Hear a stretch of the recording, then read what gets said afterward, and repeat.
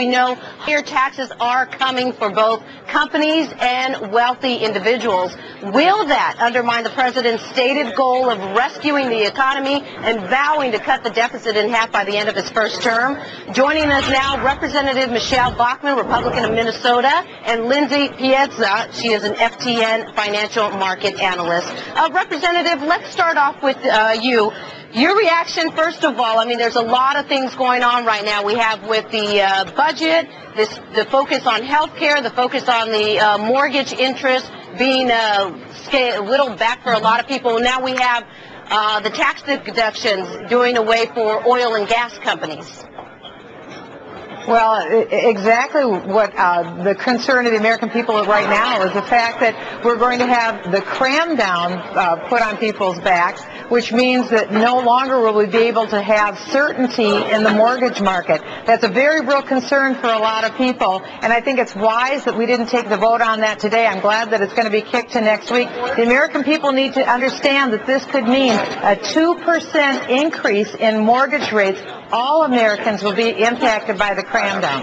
Hey, Congresswoman, thank you very much for joining us. Talk about that for a second. If I'm a bank and I see the cram down, I say, you know what, I'm going to raise my rates if you want to borrow from me.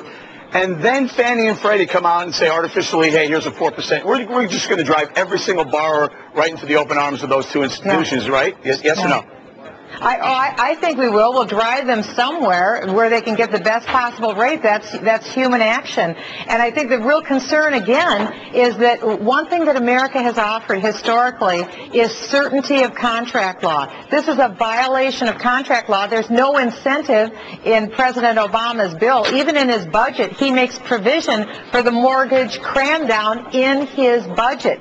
So he expects that Congress is going to pass this provision. This will violate the sacred right of contract law. No one has an incentive to actually work out with their bank. Why should they? They can go forward to a bankruptcy judge, have their principal reduced, their interest rate reduced, their terms lengthened. That's what people are going to do. So this will end up hurting recovery and hurting the housing industry. Congresswoman, I fully agree with you on that principle, but it was the last administration / Democrat regime that was in power that started us down the slippery slope of destruction of contract law. This is something we've talked on this show for a year now. What about that? Is it TARP and the bailout of Wall Street that started this, and this is just more of the same? I don't see how this is. It certainly is more of the same, but to the Congresswoman's point, it's again additional pressure on the housing market, going back to the mortgage deduction phase-outs that we're going to see for couples making over $250,000. This is only going to exacerbate the downward pressure on home sales. We all saw today's report yesterday. Although it's supposed to address the foreclosure problem, how could it put downward pressure on... because what you're going to do, you're going to kill the jumbo market. It's going to fix, they say, the foreclosure issue. It's certainly not. If you make over $250,000 within your household and right now you rent, you're making the decision between buying and renting, the decision's just been made for you. You're going to continue to rent. Those that already own homes that make more than $250,000. So a couple of $100 is going to make a difference from somebody buying a house? It's not going to make a difference of a couple $100. This is a bigger difference than that. You're talking about the general pool. Congresswoman, I heard you sort of rebuttal my... Congresswoman, I heard you sort of rebuttal my setup there, and I guess I throw it back to you.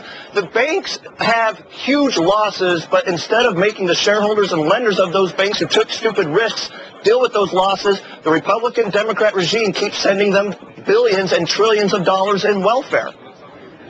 Well, you know, you've heard of fantasy football before. This is fantasy economics. This doesn't work in the real world. You can't spend $1.5 trillion in the span of 3 weeks and think that isn't going to have implications. We heard the president say that he's going to pass this huge cap-and-trade tax increase.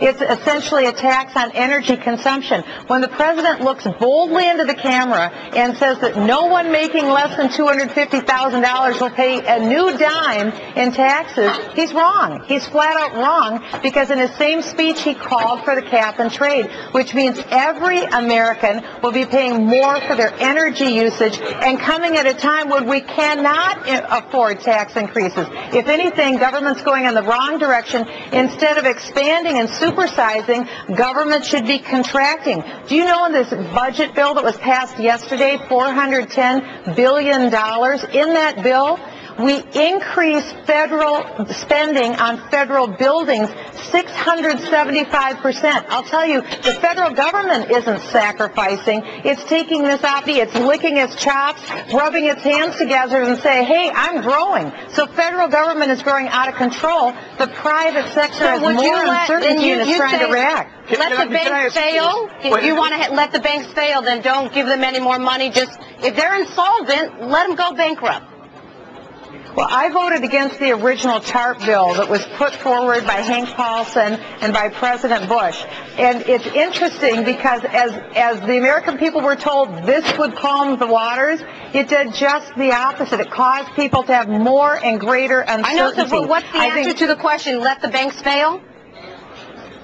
I don't think anyone wants to see the banks fail, but I don't think the answer is the prescription that we've necessarily seen. I think that we will see more lending institutions come into this, but there's a lot involved. It is complicated. The Fed certainly has a role that they've played, the FDIC, and let's again talk about mark-to-market. I mean, Bill Isaac, the former head of the SNL, or the former head of the FDIC, had some very good ideas that would have de minimis costs to the taxpayer. We could suspend market accounting, change some SEC rules. FDIC could come on board and cover so we don't have runs on the banks. There are some things that we could do that would be de minimis costs to the taxpayer. We didn't have to go down this profound route. Representative, 2 weeks ago, I believe it's 2 weeks ago on a Saturday, C-SPAN ran an interview with Representative Konjorsky.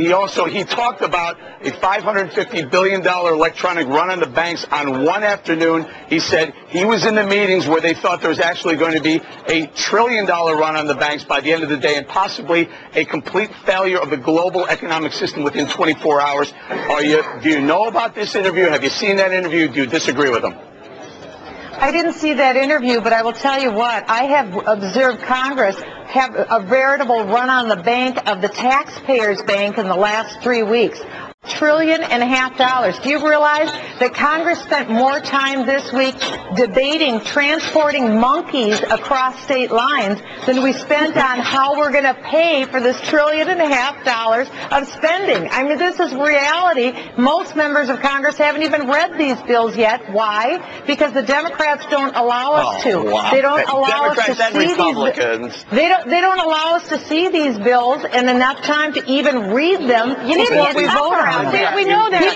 Lizzie, I got 20 seconds. You got the final word. Republican, Democrats, you give it. You know, it's been clear from the beginning that Obama has a kindergartner's level of the fundamentals that have made this economy great. You do not disincent innovation. You do not